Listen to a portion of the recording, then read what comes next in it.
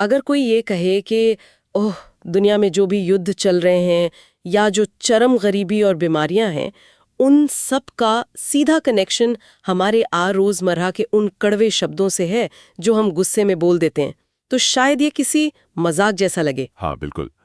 मतलब सुनने में तो ये बहुत ही अजीब और बहुत बड़ा दावा लगता है। वही तो, हम अक्सर जब दुनिया की इतनी बड़ी समस्याओं को देखते हैं तो हमारी स्वाभाविक प्रतिक्रिया यही होती है कि वो समाधान बाहर से ही आना चाहिए। जैसे कोई नई सरकारी नीति या कोई नया कानून। बिल्कुल सही, कोई तकनीक आ जाए या कोई बड़ा बदलाव बाहर हो जाए। लेकिन आज की इस विस्तृत चर्चा के लिए हमारे पास जो स्रोत है ना, वो इस पूरी बाहरी सोच को एकदम पलट कर रख देता है, एकदम जड़ से पलट देता है। हाँ, तो आज हम आदरणीय B.K. जगदीश भाई जी के अनमोल वचनों के एक पाठ पर चर्चा कर रहे हैं, जिसका शीर्षक है श्रेष्ठ जीवन अपने लिए नहीं, सबके लिए जीना। और आज की इस चर्चा का जो मिशन है वो यही समझना है कि कैसे एक इंसान के भीतर होने वाला एक बहुत ही सूक्ष्म आध्यात्मिक बदलाव दुनिया की सबसे बड़ी और जटिल समस्याओं का असली समाधान बन सकता है। और शायद एकमात्र समाधान बन सकता है। तो दुनिया की इन बड़ी समस्याओं को सुलझाने से पहले ये समझना जरूरी है कि इस स्रोत के हिसाब से एक सफल और श्रेष्ठ जीवन आखिर है क्या? देखिए, ये एक बहुत ही अहम सवाल है। इस पाठ की जो सबसे बुनियादी बात है ना, वो सच्ची आध्यात्मिकता की एक बिल्कुल नई परिभाषा गढ़ती है। अच्छा, वो कैसे? समाज में अक्सर हम क्या सोचते हैं कि आध्यात्मिकता का मतलब है दुनिया की झंझटों से दूर हो जाना, किसी पहाड़ पर अकेले बैठना और मतलब बस अपनी शांति की फिक्र करना। हाँ, एक तरह से सन्यासी बन जाना। बिल्कुल। लेकिन ये जो स्रोत है, ये इस धारणा को पूरी तरह खारिज करता है। ये साफ कहता है कि सच्ची आध्यात्मिकता केवल अपने लिए जीना नहीं है। ये असल में दूसरों की खुशी के लिए जीने के बारे में है, समाज के प्रति कृतज्ञता रखने के बारे में है। यानी जब तक हमारी उस आध्यात्मिक यात्रा का कुछ पॉजिटिव असर दूसरों पर नहीं पड़ रहा, अब तक वो यात्रा पूरी तरह से अधूरी है। जीवन की सफलता इस बात से नहीं मापी जाती कि हमने कितना पैसा या पावर हासिल कर लिया। तो पैमाना क्या है? पैमाना ये है कि हमने कितने लोगों को सुख और शांति दी। ये संसार असल में हमारे ही कर्म और संस्कारों का परिणाम है। चलिए इसे थोड़ा गहराई से समझते हैं। मुझे ऐसा लगता है कि समाज ना एक मकड़ी के जाले की तरह है, मतलब एक स्पाइडर वेब की तरह। हाँ, बहुत बढ़िया उदाहरण है ना? अगर उस जाले के एक धागे पर थोड़ा सा भी कंपन होता है तो पूरा का पूरा जाला हिलता है। लेकिन मेरा एक सवाल है यहाँ। हाँ बताइए। क्या केवल दूसरों के प्रति अच्छा व्यवहार करने से सच में गरीबी और बीमारी जैसी इतनी बड़ी वैश्विक समस्याएं हल हो सकती हैं? मतलब ये थोड़ा अव्यवहारिक नहीं लगता? अगर हम इसे बहुत ही संकुचित नजरिए से देखें तो हाँ, अव्यवहारिक लग सकता है। लेकिन अगर हम इसे व्यापक नजरिया से देखें तो पाठ ये स्पष्ट करता है कि समाज आखिर बनता किससे है? वो व्यक्ति से ही तो बनता है ना? हाँ, इंसानी तो समाज की इकाई है। बिल्कुल। तो जब एक व्यक्ति के कर्म श्रेष्ठ होते हैं तो सामूहिक रूप से यही दुनिया सुखमय बन जाती है। हम बाहर जो भी समस्याएं देखते हैं, चाहे वो भूखमरी हो या युद्ध, वो सब हमारी आंतरिक अशांति और हमारे ही विकारों का बाहर दिखने वाला रूप है। दुनिया में खाने की कमी नहीं है, लालच की अधिकता है। वाह, ये नजरिया वाकई बहुत गहरा है। मतलब बाहरी समस्याएं सिर्फ हमारी अंदरूनी गड़बड़ियों का प्रकटीकरण है। बिल्कुल सही कहा। तो अगर हमारे व्यक्तिगत कर्म ही दुनिया का निर्माण कर रहे हैं तो हमें ये समझना होगा कि ये कर्म आखिर काम कैसे करते हैं और कौन सी चीजें इन्हें दूषित करती हैं। हाँ, और स्रोत में कर्म के सिद्धांत पर बहुत ही विस्तार से चर्चा की गई है। और मजे की बात यह है कि ये कोई बहुत बड़ी बड़ी दार्शनिक बातें नहीं करता। तो क्या कहता है ये? ये इससे हमारी रोजमर्रा की जिंदगी से जोड़ता है। पाठ कहता है कि हमारे हर एक विचार, वचन और कर्म का इस पूरे ब्रह्मांड पर असर पड़ता है। हाँ, हर एक विचार का। हाँ, लेकिन इसे समझने के लिए हमें 3 चीजों के बीच का अंतर समझना होगा: कर्म, अकर्म और विकर्म। ओह, ये तीनों शब्द सुनने में थोड़े तकनीकी लग रहे हैं। कर्म का तो मतलब हुआ जो भी काम हम करते हैं। हाँ, सामान्य कर्म जो हम अपनी इच्छाओं को पूरा करने के लिए करते हैं। फिर आता है अकर्म। इसका मतलब ये नहीं है कि कुछ करना ही नहीं है। तो अकर्म क्या है? अकर्म वो तटस्थ काम है जो हम बिना किसी स्वार्थ या फल की इच्छा के करते हैं। अच्छा, जैसे अगर कोई बिना किसी लालच के बस अपनी ड्यूटी कर रहा हो। बिल्कुल। और तीसरा और सबसे खतरनाक है विकर्म, यानी नकारात्मक या विनाशकारी कर्म। और यहीं से सारी समस्याओं की जड़ शुरू होती है। तो ये विकर्म पैदा कैसे होते हैं? स्रोत बताता है कि समस्याओं की वास्तविक जड़ 6 विकार हैं: काम, क्रोध, लोभ, मोह, अहंकार और आलस्य। यही विकार हमसे विकर्म करवाते हैं।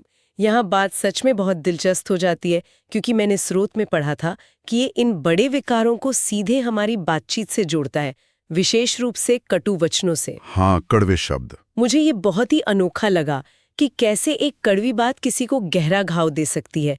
हम अक्सर कर्मों को बस शारीरिक कामों से जोड़ते हैं, पर हमारे शब्द भी कर्म का इतना शक्तिशाली रूप है। यहाँ जो सबसे रोचक बात है वो ये है कि शब्द कभी अकेले नहीं आते।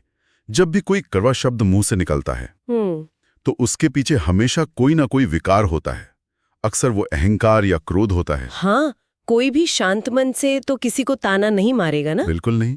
तो पाठ कहता है कि कटु वचन बहुत गहरे घाव देते हैं और उन घावों से सामने वाले का मन अशांत होता है और फिर वो अशांति आगे फैलाता है। ओ, ये तो पूरा एक चेन रिएक्शन बन गया। यही तो बात है। इसीलिए स्रोत कहता है कि अपनी वाणी को मधुर बनाना और एक दूसरे के प्रति रूहानी प्रेम और सहनशीलता बढ़ाना, यही समाधान का हिस्सा है। ऋण है। तो फिर बदलाव लाया कैसे जाए? स्रोत इसका एक बहुत ही सीधा समाधान देता है। हाँ, एकदम सीधा, लेकिन सबसे चुनौतीपूर्ण समाधान। वो है शुरुआत स्वयं से करना। पाठ कहता है कि निर्विकारी, पवित्र और संयमी बनो, संतोष और प्रेम की भावना अपनाओ। बिल्कुल। समाज की हर समस्या का मूल कारण व्यक्ति है। इसलिए किसी और की ओर उंगली उठाने के बजाय परिवर्तन की शुरुआत खुद से करनी होगी। देखिए, मैं यहाँ थोड़ा पुशबैक देना चाहूंगी। मतलब ये सब कागज पर पढ़ने में तो बहुत ही आसान लगता है। हाँ, प्रैक्टिकल लाइफ में ये मुश्किल है। बहुत मुश्किल है। अपना अहंकार छोड़ना या किसी ने अगर हमारे साथ कुछ बुरा किया है तो उस पर क्रोध न करना, ये असल जिंदगी में लगभग नामुमकिन सा लगता है। तो ये जो व्यक्तिगत जिम्मेदारी की बात है, ये व्यावहारिक रूप में कैसे लागू की जा सकती है? इससे एक अहम सवाल ये उठता है कि हम हमेशा दूसरों के बदलने का इंतजार क्यों करते हैं? क्योंकि हमें लगता है कि गलती सामने वाले की है। बिल्कुल। हम सोचते हैं कि जब सब लोग अच्छे हो जाएंगे तब मैं भी शांत रहूंगा। लेकिन स्रोत का तर्क बहुत स्पष्ट है। क्या? क्योंकि समाज की इकाई व्यक्ति है, इसलिए दुनिया में शांति तब तक नहीं आ सकती जब तक व्यक्ति खुद संयमी और निर्विकारी ना बन जाए। यानी हम दूसरों के व्यवहार को अपनी अशांति का बहाना नहीं बना सकते। एकदम सही। जब हम सामने वाले के क्रोध का जवाब क्रोध से देते हैं तो हम भी उस विकर्म का हिस्सा बन जाते हैं। हाँ, वो जो चेन रिएक्शन की बात हमने की थी। बिल्कुल। उसे कहीं तो तोड़ना होगा ना, और वो हमें खुद पर ही तोड़ना होगा। लेकिन ये मानते हुए कि इन 6 विकारों से मुक्त होना इतना आसान नहीं है, स्रोत हमें इस बदलाव को मुमकिन बनाने के लिए एक टूल भी देता है। हाँ, एक बहुत ही विशिष्ट और व्यावहारिक साधन, राजयोग। और यहाँ मैं इस बात को हाईलाइट करना चाहूंगी कि जब हम योग शब्द सुनते हैं ना, तो दिमाग में बस शारीरिक व्यायाम या आसन आते हैं। हाँ, आमतौर पे यही होता है। लेकिन यहाँ योग का मतलब शारीरिक कसरत नहीं है। ये पूरी तरह से एक मानसिक जुड़ाव है, परमात्मा की याद। सही कहा। तो मुझे इस पर थोड़ी उत्सुकता है कि कैसे एक मानसिक अभ्यास यानी राजयोग का सीधा असर हमारी बुद्धि की शुद्धि पर पड़ सकता है। मतलब ये काम कैसे करता है? देखिए, इसे हम ऐसे समझ सकते हैं कि राजयोग असल में वो शक्ति या ईंधन है जो हमें उन 6 विकारों से लड़ने की ताकत देता है। ओह, सिर्फ सोचने से तो क्रोध या अहंकार नहीं जाता ना? बिल्कुल नहीं।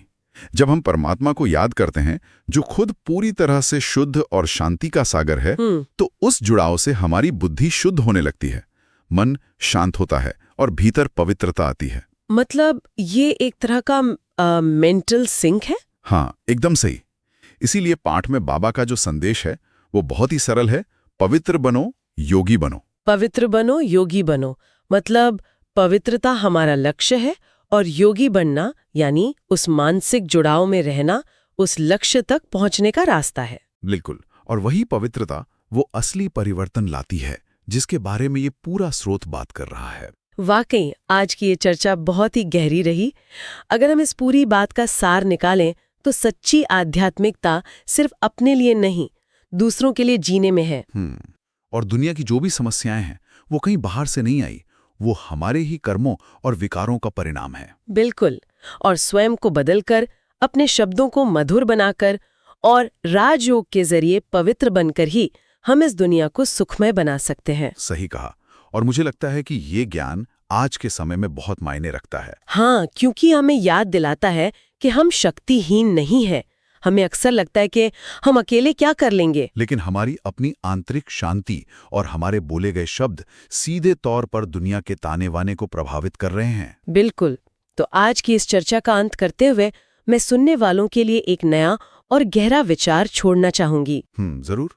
अगर ये बात पूरी तरह सच है कि हमारा हर एक विचार और शब्द इस दुनिया का निर्माण कर रहा है, तो जरा सोचिए, पिछले 1 घंटे में या आज सुबह से हमारे दिमाग में